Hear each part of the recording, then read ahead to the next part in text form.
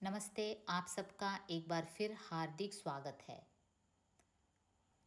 Calicut university BCom BBA छात्रों के लिए सेकेंड सेम में जो काव्य संग्रह का आस्वादन करना है वो है काव्य सरगम, और उस काव्य सरगम का ऑडियो बुक आपके सामने पेश है।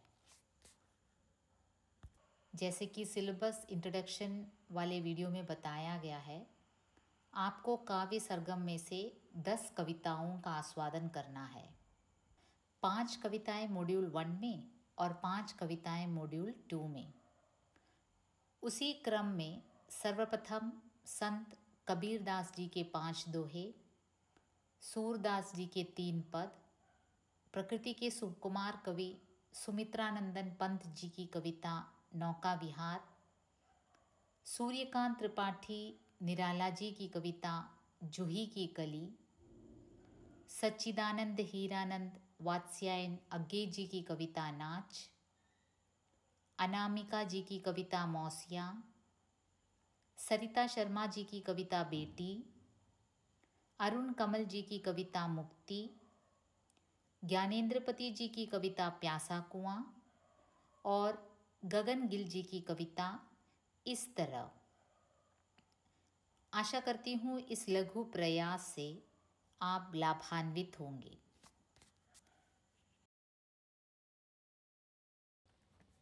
कबीरदास जी का दोहा। सद्गुरु की महिमा अनंत, अनंत किया उपकार, लोचन अनंत उघारिया, अनंत दिखावन हार। दूसरा दोहा। 64 दीवा जोई करी, 14 चंदा माही, तिही घर किसको चांदना, जिही घर गोविंद नाही। तीसरा दोहा।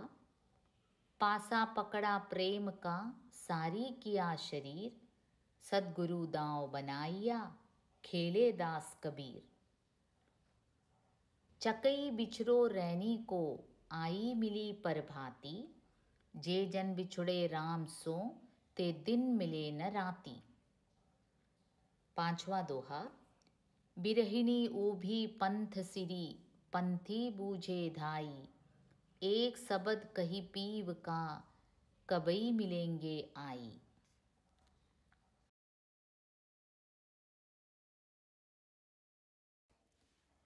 सूरदास जी का पद। मेरो मन अनंत कहाँ सुख पावे, जैसे उड़ी जहाज को पंछी, पुनि जहाज पे आवे। कमल नयन को छाड़ी महात्म, और देव को ध्यावे, परम गंग को छाड़ी पियासो, दुर्मति कूप खनावे। जिन मधुकर अम्बुज रस चाख्यो, क्यों करील फल खावे, सूरदास प्रभु काम धेनु तजी, छेरी कौन दुहावे। जा दिन मन पंछी उड़ जे है, ता दिन तेरे तन तरुवर के सबे पात झरि जे हैं। या देही को गर्भ न करिए, स्यार काग गिद्ध खे हैं। तीननी मैं तन कृमि, के बिष्टा के है खाक उड़े है। कहाँ वह नीर कहाँ वह शोभा, कहाँ रंग रूप दिखे है। जिन लोगनी सो नेह करत है, तेई देखी घिने हैं। घर के कहत सवारे काढ़ो, भूत होई धरि खे हैं। जिन पुत्र निहि बहुत प्रतिपाल्यो, देवी देव मने हैं। तेई ले खोपरी बांस दे, शीस फोरी बिखरे हैं। अजहू मूड करो सत्संगति, संतनी में कछु पेहे। नर बपुधारी नाही जन हरि को, जम की मार सोखे है। सूरदास भगवंत भजन बिनु, वृथा सु जन्म गवे हैं। मैया कब ही बढ़ेगी चोटी, किति बार मोही दूध पियत भई, यह अजहू है छोटी। तू जो कहती बल्कि बेनी ज्यों, है लांबी मोटी। काढ़त गुहत नहावत जे है, नागिनी सी भुई लोटी। काचो दूध पियावती पची पची देती ना माखन रोटी। सूरदास चिरजीवी दोऊ भैया हरि हलदर की जोटी। प्रकृति के सुकुमार कवि सुमित्रानंदन पंत जी की कविता नौका विहार। शांत स्निग्ध ज्योत्स्ना उज्ज्वल अपलक अनंत नीरव भूतल। सैकत शैया पर दुग्ध धवल तनवंगी गंगा ग्रीष्म विरल। लेटी हैं श्रांत क्लांत निश्चल। तापस बाला गंगा निर्मल शशि मुख से दीपित मृदु करतल। लहरे उर पर कोमल कुंतल गोरे अंगों पर सिहर सिहर। लहराता तार तरल सुंदर चंचल अंचल सा नीलांबर। साड़ी की सिकुड़न सी जिस पर शशि की रेशमी विभा से भर। सिमटी है वर्तुल मृदुल लहर। चांदनी रात का प्रथम प्रहर हम चले नाव लेकर सत्वर। सिकता की सस्मित सीपी पर मोती की ज्योत्सना रही विचर। लो पालें चढ़ी उठा लंगर मृदु मंद मंद मंथर मंथर। लघु तरणी हमसिनी सी सुंदर तिर रही खोल पालों के पर। निश्चल जल के शुचि दर्पण पर बिंबित हो रजत पुलिन निर्भर। दुहरे ऊंचे लगते क्षण भर काला कांकर का राजभवन। सोया जल में निश्चिंत प्रमन पलकों में वैभव स्वप्न सघन। नौका से उठती जल हिलोर हिल पड़ते नभ के ओर छोर। विस्फारित नयनों से निश्चल कुछ खोज रहे चल तारक दल। ज्योतित कर नभ का अंतस्थल जिनके लघु दीपों को चंचल। अंचल की ओट किए अविरल फिरती लहरें लुक छिप पल पल। सामने शुक्र की छवि झलमल तैरती परी सी जल में कल। रूप हरे कचों में ही ओझल लहरों के घूंघट से झुक झुक। दशमी का शशि निज तिर्यक मुख दिखलाता मुग्धा सा रुक रुक। अब पहुंची चपला बीच धार छिप गया चांदनी का कगार। दो बाहों से दूरस्थ तीर धारा का कृश कोमल शरीर। आलिंगन करने को अधीर अति दूर क्षितिज पर विटप माल। लगती भ्रू रेखा सी अराल अपलक नभ नील नयन विशाल। माँ के उर पर शिशु सा समीप सोया धारा में एक द्वीप। उर्मिल प्रवाह को कर प्रतीप वह कौन विहग क्या विकल कोक। उड़ता हरने का निज विरह शोक छाया की कोकी को विलोक। पतवार घुमा अब प्रतनु भार नौका घूमी विपरीत धार। डांडों के चल कर तल पसार भर भर मुक्ताफल फेन स्वार। बिखराती जल में तार हार चांदी के सांपों सी रलमल। नाचती रश्मियाँ जल में चल रेखाओं सी खिंच तरल सरल। लहरों की लतिकाओं में खिल सौ सौ शशि सौ सौ उड़ झिलमिल। फैले फूले जल में फेनिल अब उथला सरिता का प्रवाह। लग्गी से ले ले सहज था हम बड़े घाट को सहोत्साह। ज्यों ज्यों लगती है नाव पार उर में आलोकित शत विचार। इस धारा सा ही जग का क्रम शाश्वत इस जीवन का उद्गम। शाश्वत है गति शाश्वत संगम शाश्वत नभ का नीला विकास। शाश्वत शशि का यह रजत हास शाश्वत लघु लहरों का विलास। हे जग जीवन के कर्णधार चिर जन्म मरण के आर पार। शाश्वत जीवन नौका विहार मैं भूल गया अस्तित्व ज्ञान। जीवन का यह शाश्वत प्रमाण करता मुझको अमृतत्व दान।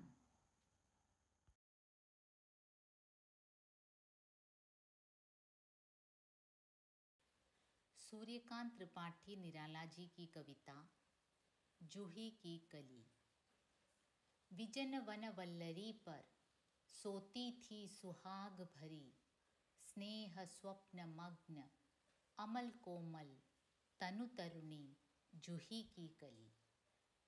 दृगबंद किए शिथिल पत्रांक में वासंती निशा थी, विरह विधुर प्रिया संग छोड़ किसी दूर देश में था पवन, जिसे कहते हैं मलयानिल।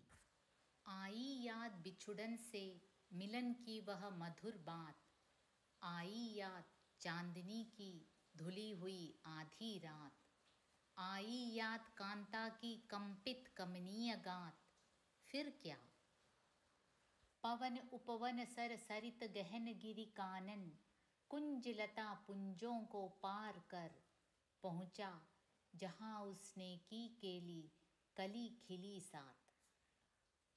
सोती थी जाने कहो कैसे प्रिय आगमन वह, सोती थी जाने कहो कैसे प्रिय आगमन वह। नायक ने चूमे कपोल, नायक ने चूमे कपोल, डोल उठी वल्लरी की लड़ी जैसे हिंडोल। इस पर भी जागी नहीं, इस पर भी जागी नहीं, चूक क्षमा मांगी नहीं, निद्रालस बंकिम विशाल नेत्र मूंदे रही। किवा मतवाली थी, किवा मतवाली थी, यौवन की मदिरा पिए कौन कहे। निर्दय उस नायक ने निपट निठुराई की, निर्दय उस नायक ने निपट निठुराई की, कि झोंकों की झड़ियों से सुंदर सुकुमार देह सारी झकझोर डाली। मसल दिए गोरे कपोल गोल, चौंक पड़ी युवती चकित चितवन निज चारों ओर फेर। हेर प्यारे को सेज पास, नम्र मुख हंसी खिली, खेल रंग प्यारे संग।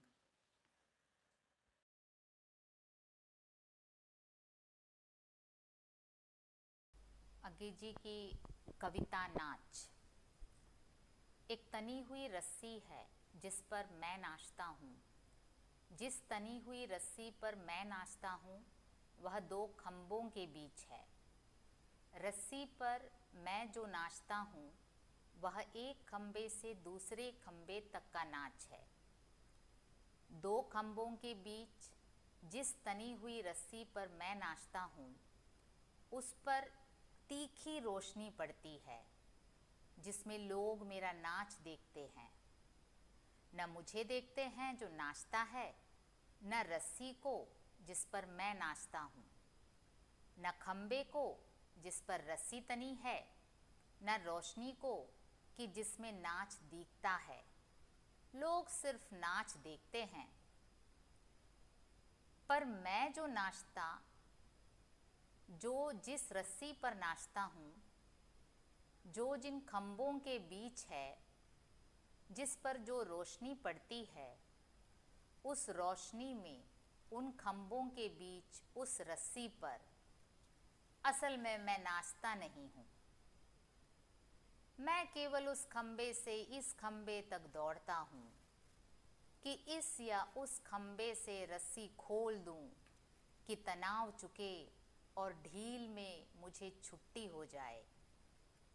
पर तनाव ढीलता नहीं और मैं इस खम्भे से उस खम्भे तक दौड़ता हूँ, पर तनाव वैसा ही बना रहता है। सब कुछ वैसा ही बना रहता है और वही मेरा नाच है जिसे सब देखते हैं। मुझे नहीं, रस्सी को नहीं, खम्भे नहीं, रोशनी नहीं, तनाव भी नहीं, देखते हैं नाच।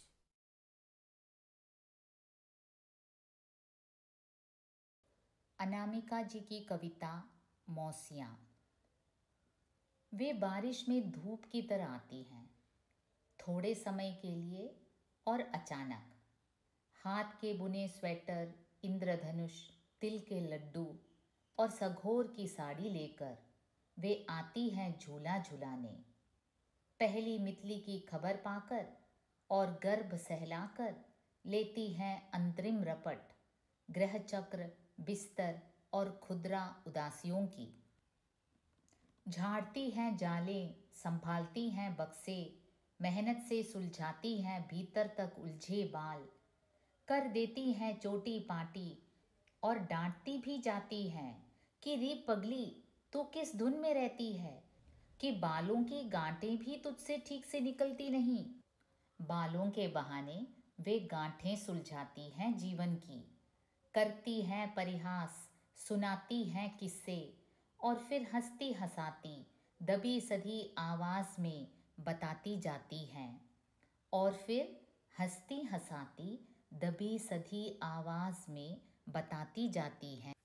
चटनी, अचार, मूंगबड़ियाँ और बेस्वाद संबंध चटपटा बनाने के गुप्त मसाले और नुस्खे, सारी उन तकलीफ़ों के जिन पर ध्यान भी नहीं जाता औरों का। आँखों के नीचे धीरे धीरे जिसके पसर जाते हैं साए, और गर्भ से रिश्ते हैं महीनों चुपचाप खून के आंसू से। 40 के आसपास के अकेलेपन के उन काले कथई चकत्तों का मौसियों के वैदक में एक ही इलाज है, हंसी और काली पूजा और पूरे मोहल्ले की अम्मागिरी। 20वीं शती की कूड़ा गाड़ी लेती गई खेत से कोड़ कर अपने जीवन की कुछ ज़रूरी चीज़ें, जैसे मौसीपन, बुआपन, चाचीपन थी अम्मागिरी मग्न सारे भुवन की।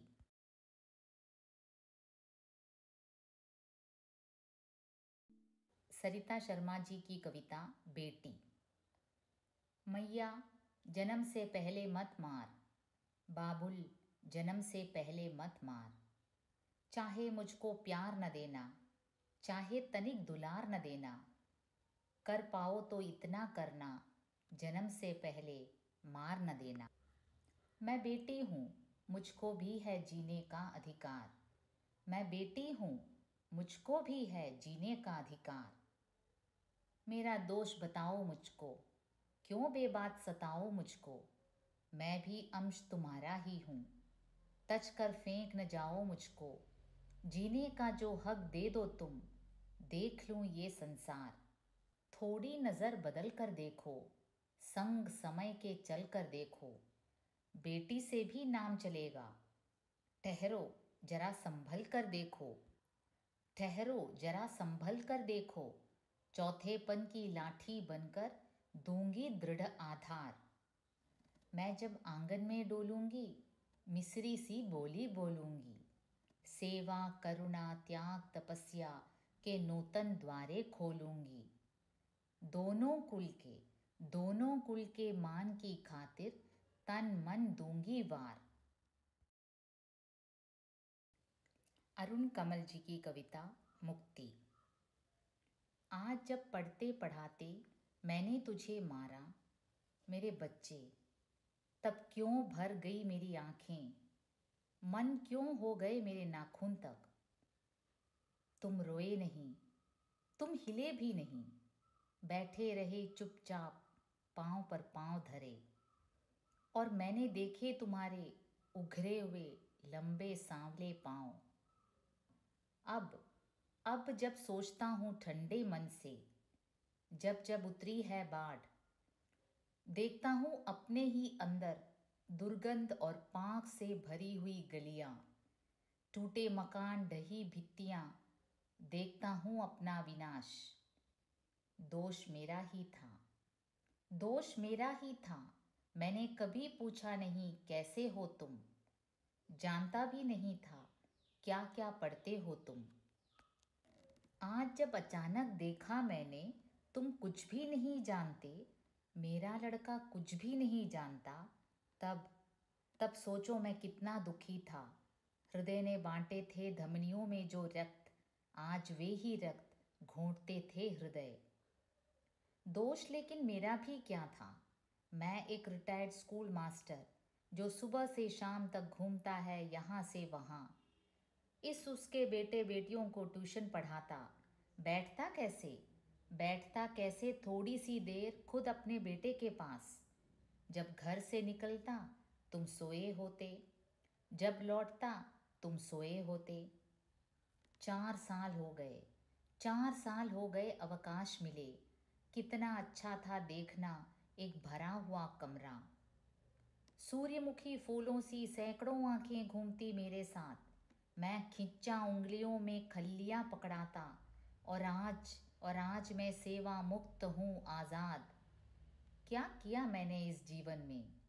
सयानी लड़कियां, बच्चे, कच्ची गृहस्थी। अभी भी जिंदगी ढूंढती है धुरी, अभी भी जिंदगी ढूंढती है मुक्ति। कहाँ अवकाश कहाँ समाप्ति, अभी ही तो शुरू हुई जिंदगी, अभी ही तो चरखे में डाली है पूनी। क्यों उठ गए थे हाथ, आज क्यों उठे मेरे हाथ।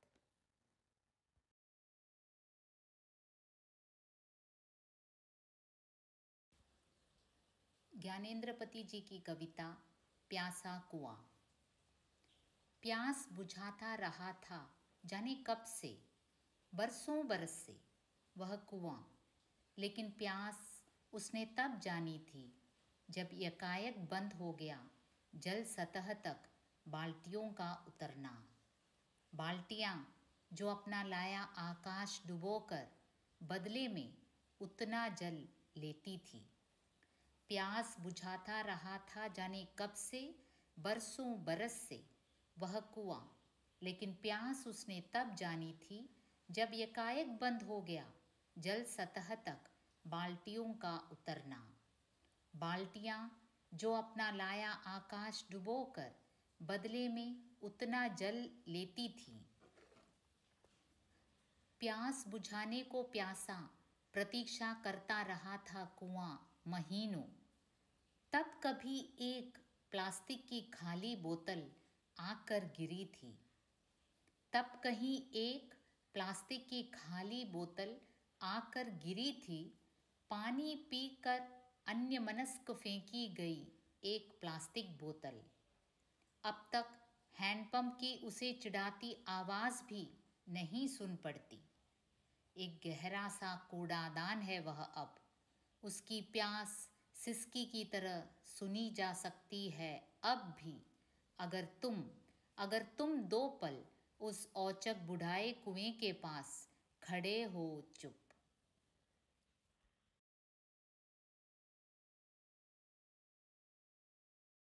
गगन गिल जी की कविता इस तरह शुरू होती है यात्राएं।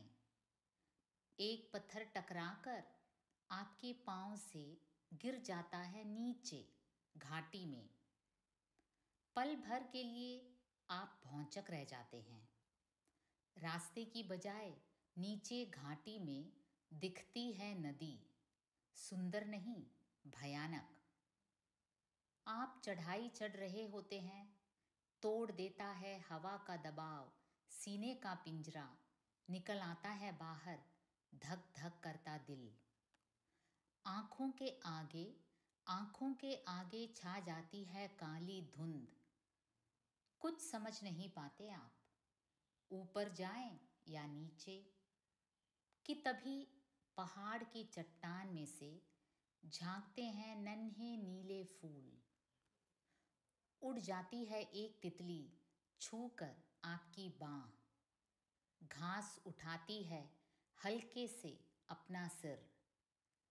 आप मुस्कुराते हैं हौले से और देखते हैं आप ही नहीं हैं प्रकृति में अकेले एकांत में मुस्काने वाले। फूल हैं और तितलियां और बच्चे बहुत बूढ़े हो गए।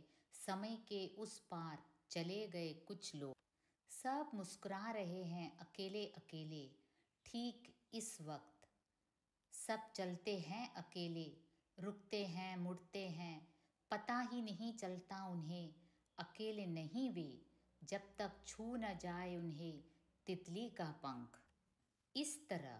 इस तरह शुरू होती है यात्राएं। एक पत्थर से दूसरे पत्थर तक रुक रुक कर। धीरे धीरे पहुंचते हैं आप चोटी तक। देखते हैं मुड़कर, न कहीं फूल दिखाई देते हैं न तितली, न वह पत्थर जो एक दोपहर आपके पैर से टकराया था। आप लुढ़कने वाले थे नीचे घाटी में। कैसे नादान थे आप, सोचते थे तब गिरे तो मरे। जानते न थे इसी तरह होती है यात्राएं, इसी तरह होती है यात्राएं।